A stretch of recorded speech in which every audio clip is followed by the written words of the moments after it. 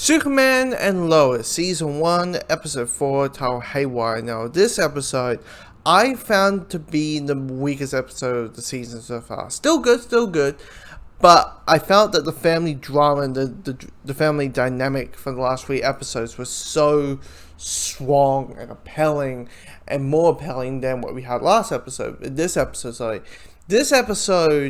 is a friction. It is Clark balancing life. That he slightly realizes that he has more responsibilities that he had in Smallville than he had in Metropolis. All he had to deal with was be Superman, be a good husband, and be a good father to his boys. But those had extra. Now there's extra webs attached to it. You have, well, one of them has powers. Jordan has powers.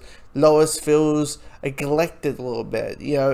General Lang is like, you're trying to live a normal life. You have a responsibility for the service of the people to be Superman 24/7. That is your job. All that. And, the General Lang stuff was the most appealing stuff out of the bunch. Where you had the friction between Lois and her father. Lois and General Lang. And that was you can sense there's a sense of history towards it. There's a sense of pain towards it. And the idea of General Lang basically saying to Jonathan and Jordan that, he's Superman, right? So he's not going to be like a regular dad. So ask your mom for help. Yeah, it's kind of like he's dad by name. And of course, when they find out, Clark and Lois feel so like, why are you not telling us this? Why are you not immediately telling that, why are you telling them they should not come to me? This is absurd. And of course, it gives this really well argument situation, a very good argument fight. But the one complaint, it's one of those episodes where you start thinking about the season ahead. And that is, you're worrying about too many villains. Because you got the stuff with General Luthor, or Captain Luthor. You got the stuff dealing with the guy that Love is trying to take down, who's making Smallville into a not well likable place, and the things are way too high, and prices, all those type of things. He's trying to make an army of Kryptonians. And now you got General Luthor, who's trying to trying to have a new protocol of Superman, like trying to take down Clark. Mike is trying to put Clark in his place.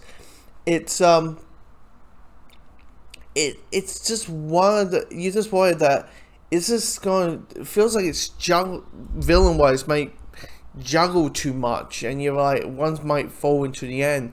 So that's a little bit concern that I have with the show going forward. But talk about the villain, it is essentially a villain of the week episode. It is a villain of the week episode. They got this guy named Kilgrave, who's like a whaling dude, hates Superman, and he has tech weapons and all that kind of stuff. But end of the day, he's just essentially it's, occasionally you'll get a villain.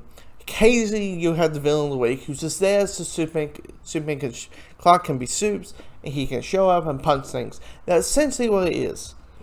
And for me, I just felt there was no needed for this character. He didn't feel appealing. Just